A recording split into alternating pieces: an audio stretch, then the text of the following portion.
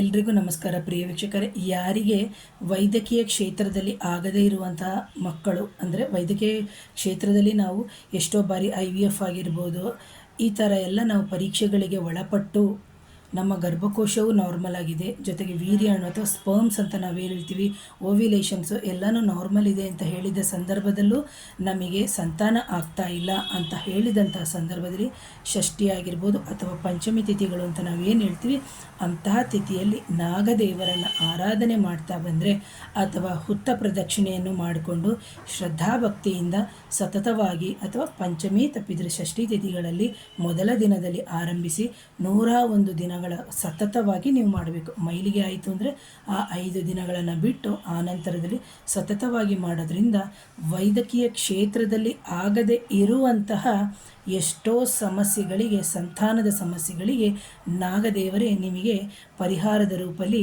ಯಾವುದೋ ವಿಡಿಯೋದ ಮುಖಾಂತರ ಅಥವಾ ಯಾರೋ ಒಬ್ಬರ ಮುಖಾಂತರ ಅಥವಾ ಯಾವುದೋ ಒಂದು ಹೋಮ ಪೂಜೆ ಈ ಥರ ಮುಖಾಂತರ ಅಥವಾ ಯಾವುದೇ ರೀತಿಯ ದೋಷಗಳಿದ್ದಂಥ ಸಂದರ್ಭದಲ್ಲಿ ಅಥವಾ ಮಾಂತ್ರಿಕ ಬಾಧೆ ಅಂಥ ಸಂದರ್ಭದಲ್ಲಿ, ನೆಗೆಟಿವ್ ಎನರ್ಜಿ ಅಂತ ಅಥವಾ ಶಾಪಗಳು ಇದ್ದಂಥ ಸಂದರ್ಭದಲ್ಲಿ ಅಂಥದಕ್ಕೆ ಸರಿಯಾದ ಸೂಕ್ತವಾದಂಥ ವ್ಯಕ್ತಿಯನ್ನು ಆರಿಸಿ ನಿಮಗೆ ನಿಮ್ಮ ಏನು ಒಂದು ದಾರಿಗೆ ದೀಪ ಹಾಕ್ತಾರೆ ಅಂತ.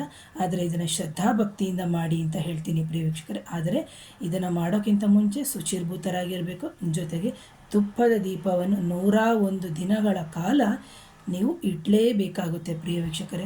ತುಪ್ಪಕ್ಕೆ ಖರ್ಚಾಗುತ್ತೆ ಖಂಡಿತ, ಅದು ಖರ್ಚು ಬಗ್ಗೆ ಯೋಚನೆ ಮಾಡೋಂಗೆ ಇಲ್ಲ. ಶ್ರದ್ಧಾಭಕ್ತಿಯಿಂದ ಮಾಡಿ, ಜೊತೆಗೆ ಕೊಡುವಂತಹ ಸಂತಾನದಿಂದನೂ ನೀವು ಅತ್ಯಂತ ಫಲದಾಯಕವಾಗಿರುವಂಥ ಸಂತಾನನೇ ಪಡಿತೀರಿ. ಇದು ಕೊಟ್ಟಿರುವಂತಹ ಪರಿಹಾರ, ಹಾಗಾಗಿ ಹೇಳ್ತಾ ಇದ್ದೀನಿ.